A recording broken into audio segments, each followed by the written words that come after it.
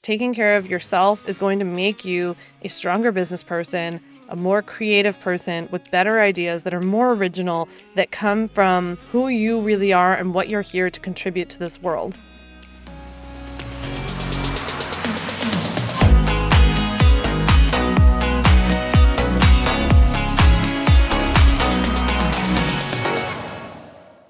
Hey there, and welcome back to On Your Terms, a podcast for entrepreneurs who want to be as present in their lives as they are profitable in their businesses. If you're new here, welcome to the show. And if you listen each Monday, welcome back. I am so glad you are here. So today we're talking about 6 of my top, what I'm calling weekly anchors, things that I have to have, things I have to prioritize each week in order to be able to run a multi-7-figure business, be present in my life, be able to stay sane, all that kind of stuff. These are all things that ultimately help me grow and run my business on a day-to-day basis because they're the things that prioritize and protect my boundaries, my energy. They keep me healthy. Well, you have to be healthy in order to run a business, in order to have the energy to run a business. And they really help me to manage my mental health. Like running this size of business with this much feedback and noise and just being a human in today's world and being a human in today's world online is tough. It's really tough.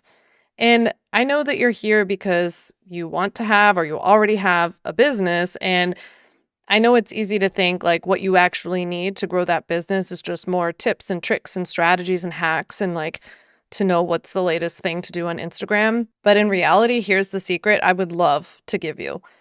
None of those things will work without you. You can try every strategy and tip and hack in the book. If you don't have the energy, if you can't show up, it doesn't matter. So we need a version of you who has energy, who's calm and clear, who's creative and full of ideas, and has the zest and vigor in life to show up and actually do that stuff. So in order to do that, we need to take care of you.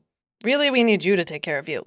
And so while I'm sharing my 6 anchors this week, I hope that you will use them as inspiration or even just to start to kind of formalize maybe some things that you might already be doing but not really paying attention to come up with your own. And then I hope you share them with me because I'm sharing mine with you today. So I would kind of love it if you shared yours with me. I'm also really hoping to change your mind about something today, which is this idea that these things that you do that aren't related to your business are a waste of time, or they're selfish, or that your business maybe isn't where you want it to be yet, so you should be doing all businessy related things. I'm just kind of secretly hoping to change your mind today that these things, the things we'll talk about today, count just as much as doing more marketing research, building out a product, or posting on social media. So let's get into today's episode.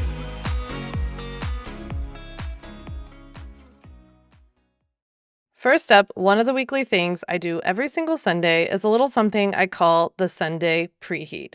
So this is where I set aside a little bit of planning time on Sunday, kind of just wrapping my mind around what my week looks like, where I'm going to fit things in and get myself organized. So part of it is planning. And then I would say the other part of my Sunday preheat is execution, doing some things like meal prep, laundry, getting myself situated. It's kind of like preheating the oven so that you can cook something, but the oven is your week. One of the first things I like to do on Sunday is just do a little reflection on how the past week went, because sometimes when you just sit down and think about how things went last week, there might be some things last week that you're like, gosh, things just got so out of control and I just didn't end up getting to anything that I actually wanted to do for myself. Sometimes when you do that, you then start to see patterns of why something didn't work out for you or why your appointments keep getting, put on the side or something like that. And then we can do a little planning to make sure that that doesn't happen this week. On the flip side, I think you can also start to notice positive patterns where you do certain things in your week and you start to see when I meal prep, I end up eating at home a lot more and that saves me a lot of money. And so therefore putting in the hour on Sunday to meal prep, it really helps me, stuff like that. So I like to do a little bit of that reflection first. Based on that, I then like to set a focus for this week. Usually I break these down between what my focus this week is on the personal side and on the business side. Usually when I'm setting these focuses, it's usually based on something that I don't love how it went last week and I can feel the difference. You'll hear me talk today about my sleep and how much I prioritize my sleep and my sleep routine and all that.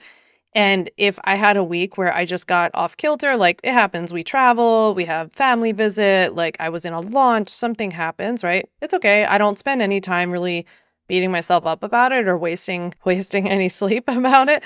But I do then say like, okay, well, based on the fact that that got off track last week and that's really important to me, that's going to be my personal focus this week. On the business side, it's usually more like a focus where it helps me to have like more of a 30,000-foot view of saying like, what am I really focusing on in my business this week? Because there are about 1,000 things per week on any given week that I could focus on. So which one am I choosing? Like, and I think a lot of this just has to do with being really realistic in your business. When I started, or for the first like five years probably, I would be like, my focuses this week are to start a podcast, grow my email list, hit 50,000 people on Instagram, and also come up with like the best product ever. And it was just like, okay, that's not a realistic focus for the week.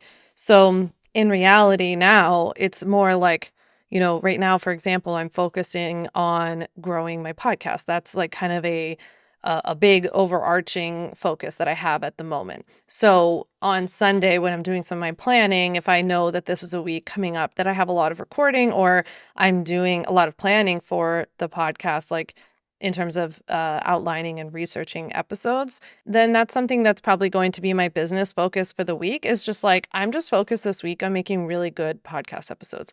Does that mean I'm not doing other things in my business? Heck no. I have 80 million thousand other things to do approximately in my business on any given week. It just means that generally like I'm prioritizing that. And then when I'm doing those tasks, I'm kind of mentally being like, you told yourself you're prioritizing this week. Now that I've set my focus, I tend to sit down with my schedule. So I tend to open up my Google Calendar. I look at my phone, like I look at everything I have going on. And the first thing I want to know are what all of my like calendar anchors are. So what those are my appointments and my meetings. These tend to be things that are more or less set in stone. Sometimes during this review process, there are a couple of meetings or things on my calendar that I go ahead and cancel. There may be things we put on a while ago or like things I would reach out to my director of operations, Lindsay, and I would be like, is this something I have to go to? Can you go to this instead? That kind of stuff. So I tend to do a little bit of pruning during this time too, but that's not often. Oftentimes my team is pretty good about keeping my calendar and the things that are on there, I pretty much have to or want to go to. So I look to those things as anchors. And then that's when I start slotting in things for myself first and then for my work. So the first thing I do is I go through and I think about my workouts for the week. So if I have personal trainer appointments, which I usually have one or two a week, those are again kind of set in stone. So I pop those onto the calendar first. After that, I then take a look at my schedule. I usually cross-check with the weather, which also influences the next thing I'm about to talk about, where I then pop different workouts on my schedule because I might schedule in time for me to intentionally do a run outside because I saw that Tuesday is supposed to be a beautiful day, or it's going to rain all week, except that it's going to clear up on Thursday magically. I live on an island, so we run on island weather here. So if I see like a day that's just going to like mysteriously clear up, I will be really intentional in protecting my time and my energy on that day to be like, I want to prioritize getting outside on that day. So I'm going to make a workout scheduled at 8 a.m. at the beach for a run. So I schedule in my movement. I literally put that on my calendar as if it's an appointment, as if I'm going to a $40 Pilates class. Even if I'm not, I put that on there. I then like to look at my schedule and schedule out kind of dinners / what I'm making for the week. Right now, the way I'm doing some meal planning is that I tend to have one lunch that I have in mind or something that I'm going to prep. And then on the other days for lunch, I'm eating leftovers. That's just the easiest thing for me. But I do schedule my dinners so that I make sure first I'm utilizing as much as I can that's in my pantry already. It's really important to me to minimize and reduce food waste as much as possible. I also try to be budget conscious. And so I always look in the fridge and freezer and I'm like, oh, I already have a pack of chicken that I haven't used yet. We have 3 things of tofu. So like, let me plan 1 or 2 tofu meals, stuff like that. I also like to look at the weather when I'm doing this because the weather really influences what I want to make for dinner. Like this week, as I'm recording this podcast episode, for example, we're having some unseasonably warm weather. And I'm really dying to just like make soup and like my favorite vegetarian shepherd's pie. It's one of my favorite things to make this time of year, but it's just too warm for me to enjoy it. So like I've been looking at the weather. On Sunday, I sat down and I looked and I was like, what nights is it starting to get chilly out? And I just like can't wait to make those meals. So personally, I let the weather dictate my meal plan. I think when I do it like that, I actually execute on the meals that I plan, to be honest. I also used to waste a lot of time making such a specific meal plan for every single day. Like on Tuesday, we are eating this, and on Wednesday, we must eat that. But now I tend to just kind of like buy, like, I'll come up with what 5 meals I want to make this week. I buy the things for those 5 meals or do my pantry shopping. And then I kind of like plug and play on the days where it makes sense. Again, probably based on the weather. Okay, now that I've looked at my schedule and I know what appointments I have, I've scheduled in my workouts, I kind of know what I'm making this week and dinners I'm having and all that kind of stuff. I then like to go into the calendar and do some time blocking for deep creative work. If that week is a week where I need to write newsletters, if I am filming podcast episodes, if I'm filming YouTube episodes, I'm writing a Substack article. So it really helps to know like what are the core pieces of content that you have to create this week? Do you have like one newsletter, one podcast episode, one Substack, for example? If you're a freak like me, then yeah, you have to block that off on your calendar. I actually have more than that, but I still I sit down and I put these time blocks in. The biggest tip that I can give you related to this is to block off more time than you think you need because it just takes time. By the time I make like my 17 beverages, like I've reheated my coffee for the third time, I made some sort of herbal tea. Oh, I realized I got to refill my water bottle. Now I have to go to the bathroom from drinking too much water. And then I sit down. It's like it always is just longer than you think. I also like to build in some just mentally in these time blocks that you put on your calendar. Time like maybe 2, 3, 10-minute breaks, depending on how long this time block is. But let's say it's like 9 to 12. I schedule several little mini breaks where I go and usually circle the block, or I lay outside for a couple of minutes, or I lay on my yoga mat in my office and just stare out the window. I call them stare breaks. But I like to build that in as well. Like you can't expect that time block to be full on creative work the whole time. Okay, so that's sort of the planning side of my preheat Sunday. The execution part of my preheat Sunday typically relates to food and kind of getting myself set for the week. Honestly, it doesn't feel that different than what my mom used to have me do to get ready to go back to school every single Sunday. I find that in life in general, I just feel like I'm in a perpetual school night like vibe, and so like I still mentally on Sundays, I'm like, it's a school night, I need to get ready. Like last night, I actually put out my clothes for today. I like got my workout clothes for the day. I had prepped my lunch already, even though I work from home, right? Like that's what I think is so interesting about what we're talking about is like sometimes when people start their own businesses, they think like, oh, I'm home. So then I'm like able to do like that's the benefit to doing all this stuff. But in my experience, that actually will hinder your business progress. And I like to simultaneously take advantage of the fact that I work from home. Again, like I take those breaks, I play with Huddy. I just took Huddy for a 10-minute walk before I sat down to record this. Like I take those advantages. I wear comfy clothes, but it does take a certain amount of discipline and organization and like I don't know, just kind of setting your intentions and still treating it like it's work. Like running an online business is still work. I know that so many people glorify this on the internet, but it is a lot of work and it can be stressful. So that's why I'm stressing these things and I'm talking about these things because these are the things that I do that are still treating it like work while making it fun. So on that execution side, like I said, I prep my food to make my week easier. I just wanted to mention that on weeks that are really crazy, like maybe before a launch or the launch week, like if I run a sale or something, I tend to lean even a little bit more maybe into outsourcing. So maybe I buy a little bit more prepped food that week, like pre-cut veggies, pre-cooked veggies, the shredded cabbage instead of the head of cabbage. Like I do all the little things just to make it easy. Like I have a mantra in my head all the time pretty much, but definitely during launches. where I'm like, what if I just make it easy? Let's just make it easy. What's the easiest thing? Like, I'm always thinking that. So this definitely plays into it. And like I said, I can sometimes lay out clothes, do my laundry, like just get yourself set, do a little reset for the week. Okay, my second weekly anchor is focusing on sleep. Now, this tip is worth its weight in gold because without sleep, we have nothing, right? If we are tired, if we are not feeling our best, we're not going to be clear-headed enough, we're not going to feel creative, like we're going to not look great in our videos and all these kinds of things. So, we really need to prioritize sleep. In the last year, I've learned that getting good sleep is about so much more than what you do right before you go to sleep. It's so much more about the bigger picture. For example, I have learned, at least for myself, and of course, everyone is different. You should do what's best for you, listen to your body, and speak to your doctor. But for me, I have learned that what I do first thing in the morning impacts how I sleep that night, for example. And pretty much everything else I do throughout the day also impacts how I sleep at night. And then I sleep better at night, which then impacts how I feel the next day and making sure that I actually have the energy and the like mental mindset, I guess, to actually do these things, right? So it's like a giant cog. It's a big wheel that all works together. Have you ever felt lost about where to begin with the legal side of protecting your online business? Some people say you can just wing it at the beginning and get officially set up later. Not a good idea, by the way.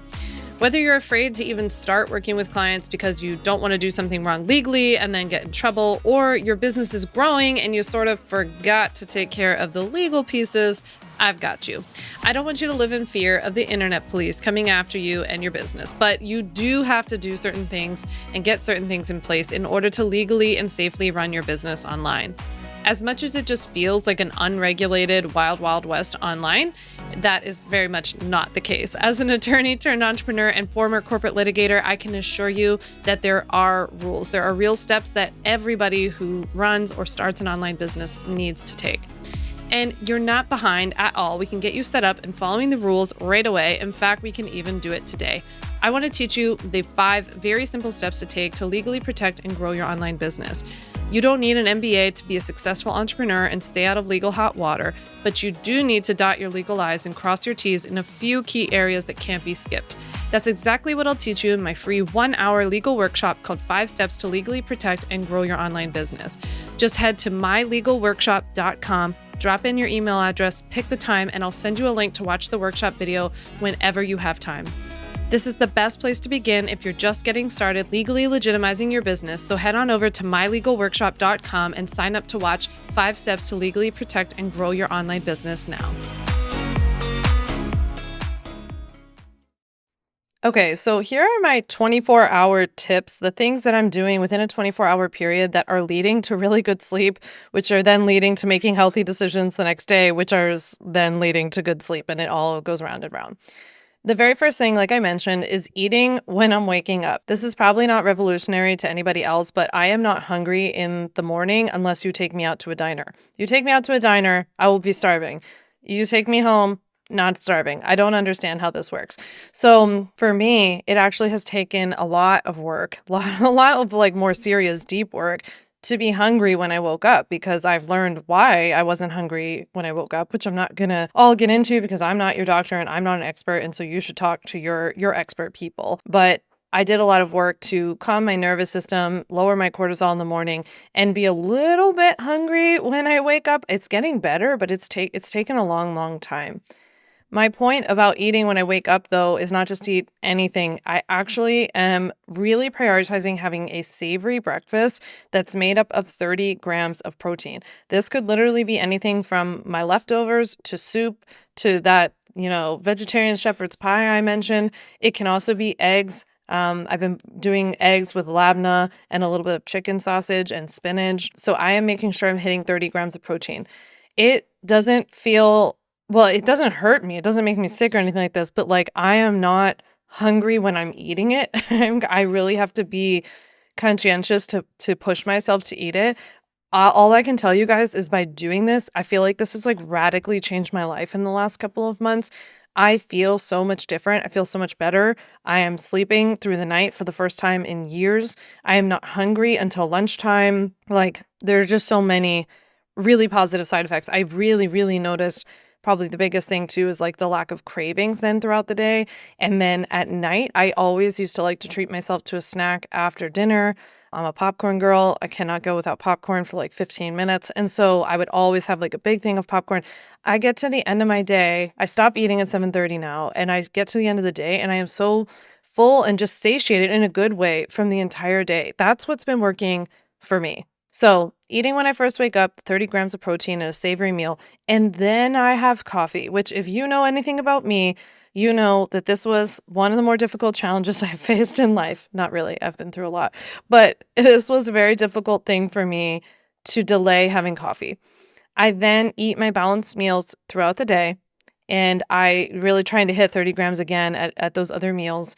And then I do my best to unplug at night. Typically, my routine these days is that after work, I walk with Hudson and Ryan, my husband and my dog, and then we come home and we make dinner. We usually watch like one show, and when I make dinner, usually that's when I go and I plug my phone in somewhere, and I don't really look at it much for the rest of the night. Maybe I get up once or twice to check to see if a friend texted me or something, but that's really it. I tend to landline my phone. That's kind of been my thing. So I will go plug it in like the front of my house where it's a little bit out of my face, and I treat it like a landline. If I want to go use it, I have to go to it. So it's not within arm's length. It's not sitting next to me on the couch. It's not on the coffee table. This is where it's really important for you to know yourself because, I know that the research shows about not using phones because of the light that it emits and it's keeping your brain awake.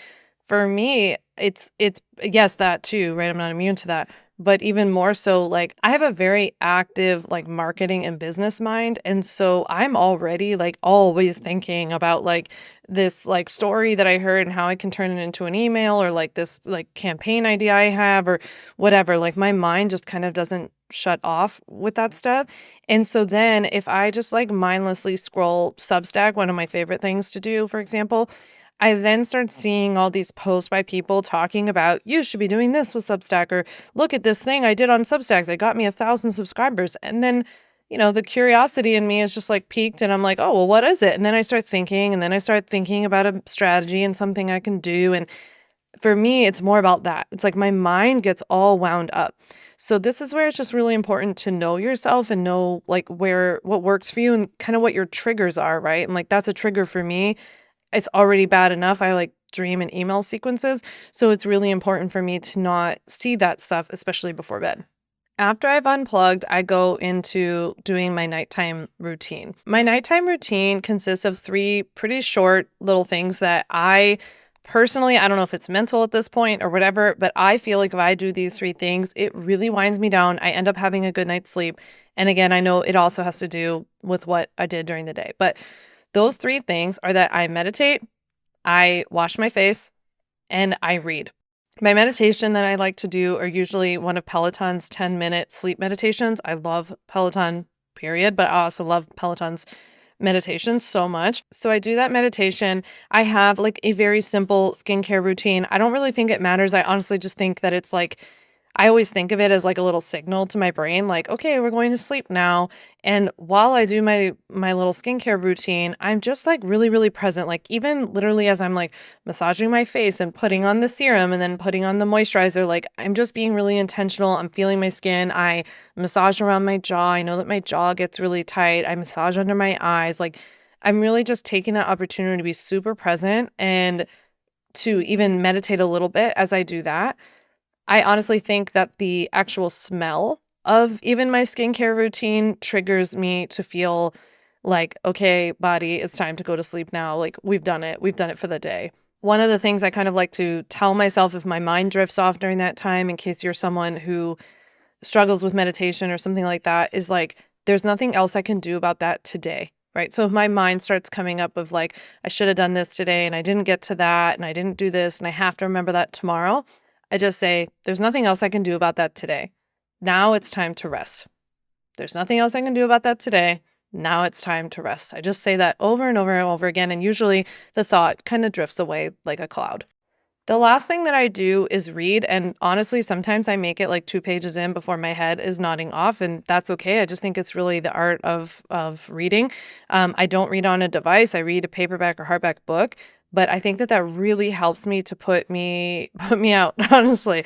I really am so you know how there's like this thought process about watching sitcoms before you go to sleep because it's something that you've probably seen before, like an episode of Friends or Frasier or Seinfeld or something like that. I'm just naming my 90s favorites, but you probably have yours. I think that the same thing can sometimes apply to books where, like, right now, for example, I'm rereading the Harry Potter series, which I've read a million times and I know where it's headed. And I think that that's actually what helps me to read it before bed because it's not like I'm not standing there being like, what's gonna happen to Harry? Is he gonna make it? Like, I already know, spoiler alert. So I think that it helps to read something like that, or at the very least, just like finding a genre of books that works for you that's not too overstimulating or like not too dark and scary if that kind of stuff bothers you like it bothers me. My third weekly anchor is calendar management. So, this is where it's really important that you know yourself and how you work and what you need and kind of when you operate best. And you have to drop any idea that you have that there's a right or wrong or that you're supposed to be this incredible morning person with like a 3,000 step morning routine. Maybe you're a night owl. Maybe you do this stuff at night. Like, it's okay. You got to find what works for you. After years of experimenting, I've sort of figured out that my mornings really need to be protected for creative work. If I spend the whole day in meetings or first thing in my workday, just jump into like getting all the tasks done for everybody else on my team and kind of extended team, right? Like copywriters send copy for me to review and like the web designer sends a page for me to look at. And I start doing all these things and then my mind's just going in a completely different direction. Now, remember at the top of the episode, I said if I sat down and I came up with my focus for the week, like, and I said my focus for the week, as an example, could be my podcast. If I spend my mornings chasing down everybody else's stuff or taking care of client work or doing all that stuff, that's not really making my podcast the focus. So it's not about not getting that other stuff done or brushing everybody else off or that other people aren't important. It's about making sure that you're really in touch with what your priorities are to move your business forward. And if you need, like I do, for example, to be in your most creative space and like, I don't know, for me to be able to produce a podcast episode that I not only have like the energy for, but I don't start to like doubt myself and say, oh, but I saw that other person talked about this and they talked about it from this angle, but I was thinking about talking about it from that angle. So now I'm worried that my angle is stupid. If I just do it first thing, then I don't know any of that. I haven't looked at my phone. I haven't logged onto social media. I've just gotten my most creative work done, the thing that I said I wanted to prioritize. So once you know what that is for you, it's great to know it, but then you have to communicate it and you have to stick to it. And that can take some practice. So I like to group like meetings days and creative days. Like, so I know like, oh, I have a bunch of meetings on Tuesday. So if like somebody else asks me for a meeting, I'm going to be like, yeah, you can meet me on Tuesday. So I really try to control so that things aren't all spread out and all over the place. There's no right or wrong here. Like I'm even like nervous to share what mine is because it doesn't really matter. The point is that you figure out for you, like, do you need half days for your client work? And so that's blocked off. Do you need half days for your creative work? Then do you want one whole day maybe for meetings? Something like that, right? Whatever it is, you can come up with it. Now, here's a sneaky little thing that you have to watch out for. Not all meetings are required or necessary or helpful, and not all meeting requests have to actually be meetings. So I have people contact me a lot asking me, can I have a meeting? Can I have a meeting? Some of them are just straight up no's, right? Some of it's like, can I pick your brain? I'd love to get to know you. Like, I'd love to ask you some questions, these kinds of things. For the most part, can't do that unless it's something that I really want to do. If that's the case, great. But if I honored every single request, I wouldn't be able to work anymore. So not all those things you even need to say yes to. But the things that even you're like, I want to connect with this person or I want to have a conversation further, but I am feeling really bloated with meetings, why don't you suggest a voice memo exchange? Why don't you send a Loom? Use Marco Polo. Use things like Video Ask, where you can send videos or audio back and forth. There are so many tools and things that you can use to go back and forth. Somebody just asked me the other day, like, can we hop on a quick call? I would like to get to know you more, talk more. This was somebody I actually wanted to connect with. I just, in the timing in which he wanted to connect with me, I couldn't because of things I have going on in the business. So I said, would you mind if I gave you my cell phone number? Let's just send each other some voice notes back and forth. That way I can listen to it on my walk. I can listen to it when I have time while I'm cooking dinner. It was just so much easier. And guess what? We exchanged one voice memo. It was probably 5 minutes total of back and forth, and we got done the part of our conversation we needed to. It probably would have been like an hour meeting. Okay, so I came up with two little scripts that you can use in case you need somewhere to start when people ask you for a meeting or when you're just trying to hold boundaries over what times work for you. The first thing you can say is that week or that day is at capacity. I can do this day, or I'd be happy to send you a resource. Like sometimes I'll say, I can do this day, or I'd be happy to send you a link to my podcast episode that I did. The second script you can use is to say something like, to protect the thing you want to protect, like to protect client work time, I keep my calls to Tuesday and Thursday between 1 and 4 Eastern. Which one of those times works for you? Now, here's an important difference. Instead of saying, does that work for you? Where the person could just say, no, I only meet on Fridays, right? I really like to say, like, I keep calls to Tuesday and Thursday, 1 to 4 Eastern. Which one of those works for you? Or send me a time during that window that works for you. Like, make it so that you are committed to that window. You're not moving. You just want to know which part of that window works for them.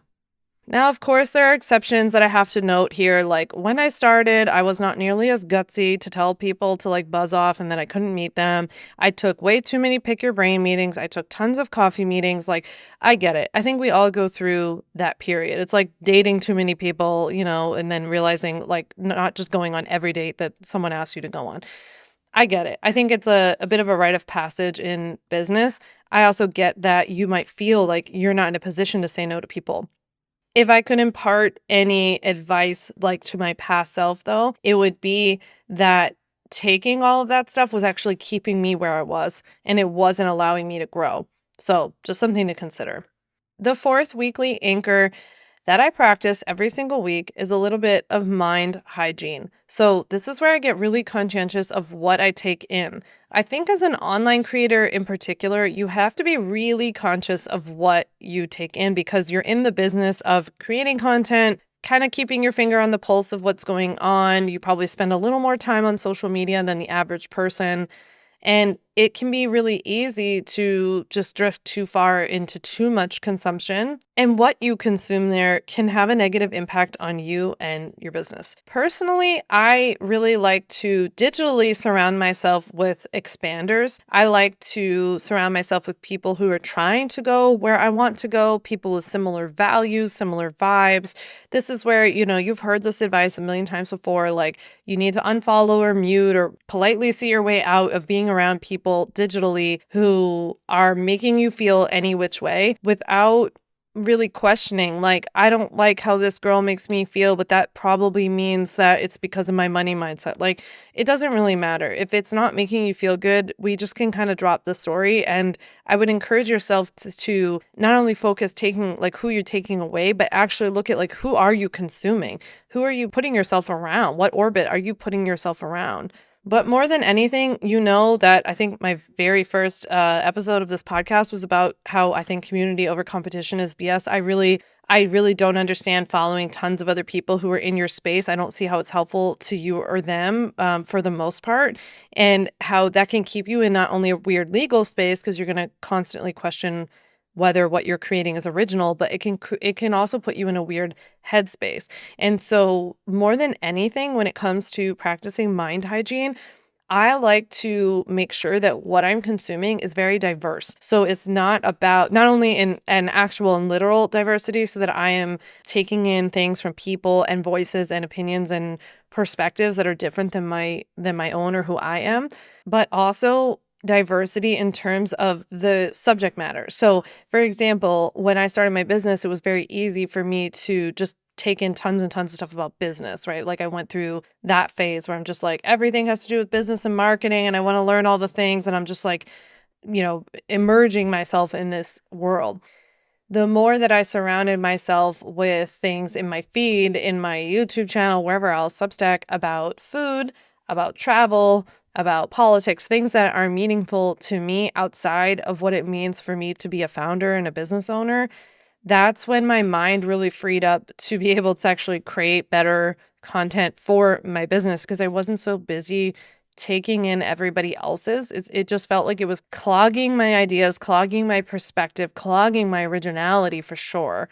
And so I really recommend taking things in that are not related to your business or your subject area.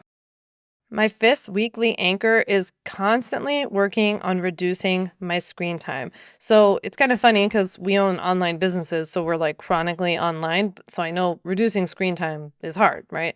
So I'm not saying it's easy, but at least for me, I want to be more present in my life. I read a stat the other day about, if you look at the amount of hours you spend the screen time on your phone and other devices per day, and then you look at that for your whole year, for me, it's a few months of my year are gone. And that's kind of wild when you start thinking about things that way.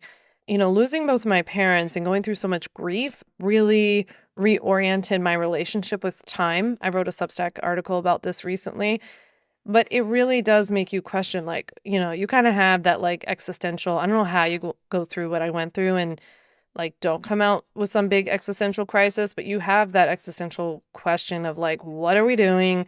Why are we here? Is this what it's all about? Is it all about reels and likes and reach and followers and subscribers? And like, who cares, right? It's just not, that's not what I want to focus on my capital L life, right? And so with that all being said, that really pushed me to like work on my screen time, really take a hard look at those numbers and face the reality. Like I said, like look at the amount of days, weeks, months of your year that you're losing looking to your phone.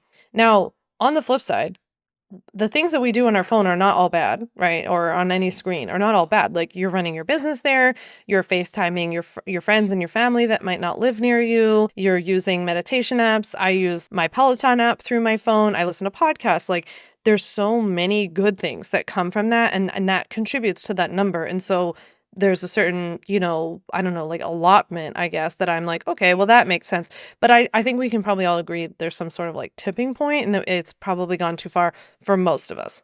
I actually would make the argument that this makes your business stronger, like by spending less time on your devices, because the more that you can get in this, like when you're on, and when you're off, you're letting yourself actually recharge mode, the more that you're going to come back clearer and more creative, and the less you're going to spend so much time taking in everybody else's opinion on all of the things. Now, this can be particularly dangerous in when you own your own business because there's a fallacy here that some people fall into where they spend a lot of time on their phone or on their devices and they conflate that with work, right? And so when you are doom scrolling and all that good stuff, that's not work. And so it can sometimes, if you ever feel like you get to the end of the day and you're like, I'm exhausted. I feel like I was doing stuff all day. My head is so fuzzy, but why do I feel like I didn't get anything done? It could be because of this, right? It can also be because when you spend a lot of time on your phone or to spend a lot of time consuming content, which, you have to do through your phone, you end up taking in a lot of advice, but doing very little implementation. And that's where I sometimes would catch myself and I would get frustrated of like, I'm watching everybody else talk about the thing that I want to go do. Why don't I just freaking go do it? Right? So here are my best tips for doing this to reduce your screen time and actually just like put in the work. And when you're off and all that good stuff. For one, probably the biggest thing is to just not have my phone near me during work. I'm not talking about like a foot away or on the chair next to you, like literally not even in the same room or really, really out of sight. I actually just bought the brick device, the thing that you put like on your fridge because it's a magnet and you like tap in, tap out to be able to use your phone. I have not used it yet, so you'll have to let me know if you want me to come back and share about how that's going. I've already significantly, like I've almost reduced my screen time in half over the last couple of months. And so the things that I'm sharing today have already worked, and I'm hoping that the brick just makes it even better. But I have been able to implement these tips and like I think you get used to it as you go along. Like it was a little sticky for a few days, but then I got used to it and then now I kind of forget and like the phone just doesn't bother me so much. The second thing is that I delete social apps. So I don't have Instagram on my phone except for when I need it. I download it when I need to post something, when I want to post stories. Now, for Instagram in particular, my kind of main platform for social media, when you post Instagram stories, they last for 24 hours. So I will download the app, post my stories, and then delete it. I then go on to the browser version of Instagram on my computer to reply to comments in one batch. So I'll reply to comments, I'll reply to DMs. I have someone on my team who handles responding to DMs that are more like looking for information, looking for links to things, like that kind of stuff. But if there's something either from somebody I really know or something that I need to answer, I'm doing that in one short batch. I also have all of my notifications turned off on my phone, and my friends make fun of me that I've literally never turned on the ringer on my phone, especially since my dad died. My ringer has not been on. So I personally am impacted by like the constant dinging and pinging and all that kind of stuff. I even for a while, for like 6 months, turned off text message notifications. So that didn't even pop up.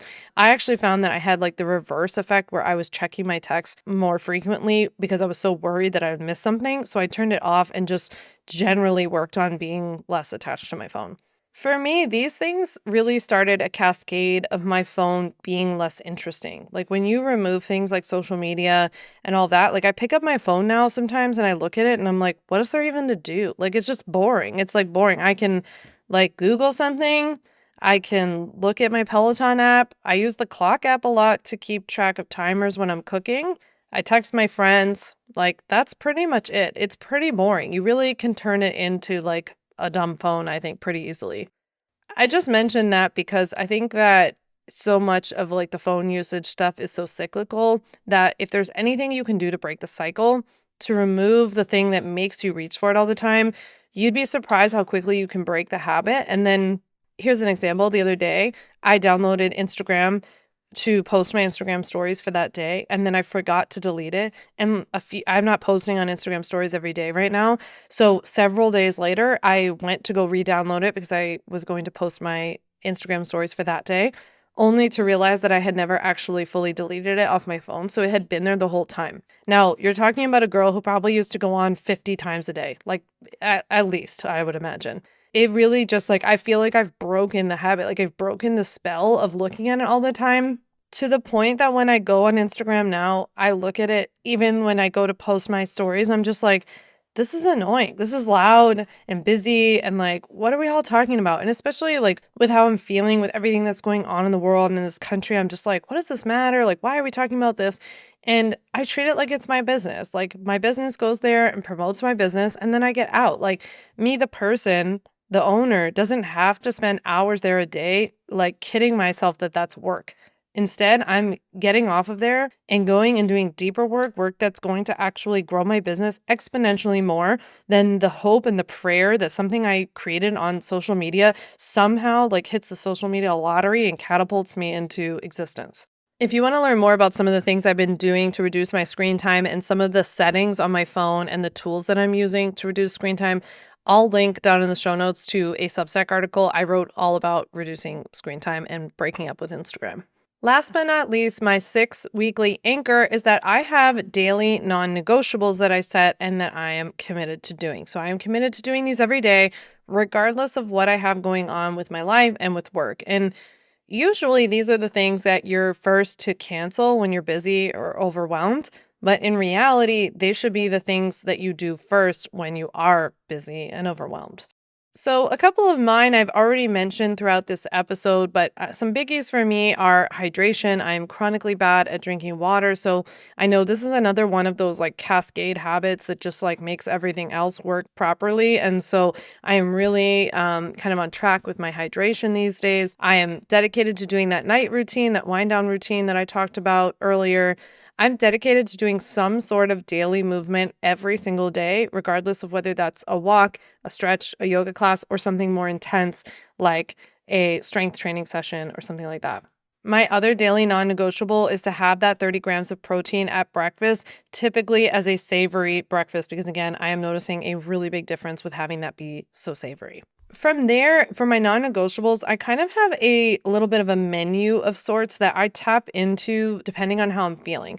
So if your day is getting a little bit wonky and you're feeling stressed, you feel like you need a break, you had a meeting that like stressed you out more, or a client call that was just like not great, and you're like, I need something to do.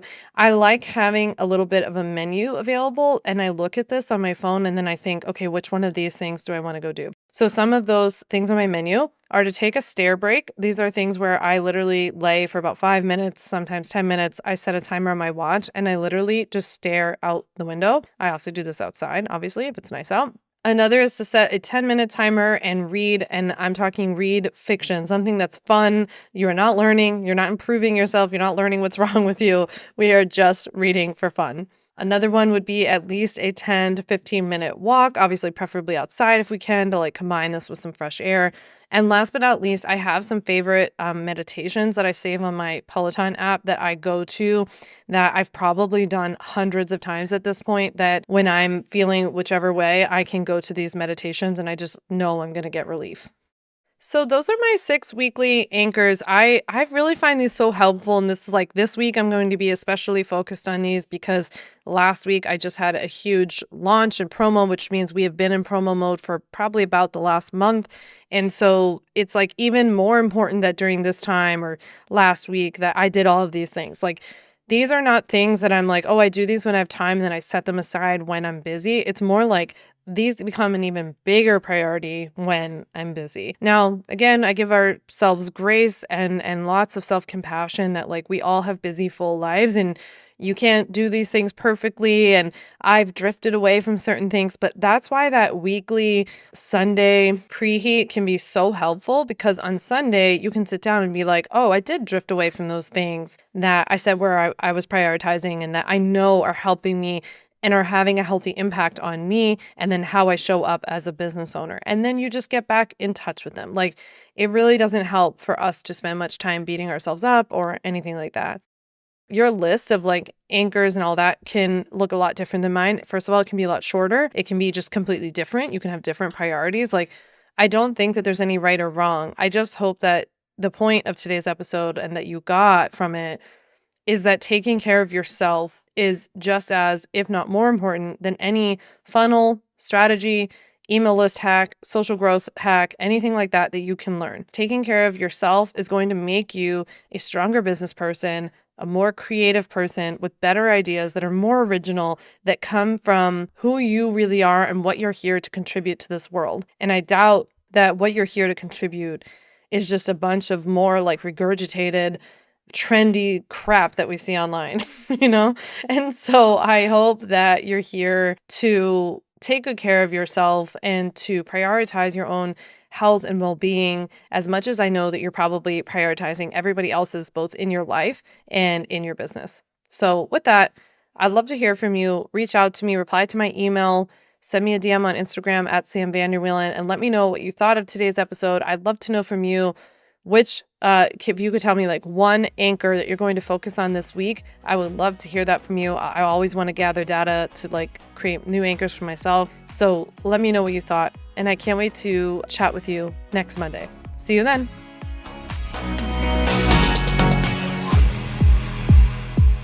Thanks so much for listening to the On Your Terms podcast. Make sure to follow on Apple Podcasts, Spotify, or wherever you like to listen to podcasts. You can also check out all of our podcast episodes, show notes, links, and more at samvanderwielen.com/podcast. You can learn more about legally protecting your business and take my free legal workshop, 5 Steps to Legally Protect and Grow Your Online Business, at samvanderwielen.com. And to stay connected and follow along, follow me on Instagram at Sam Vander Wielen and send me a DM to say hi.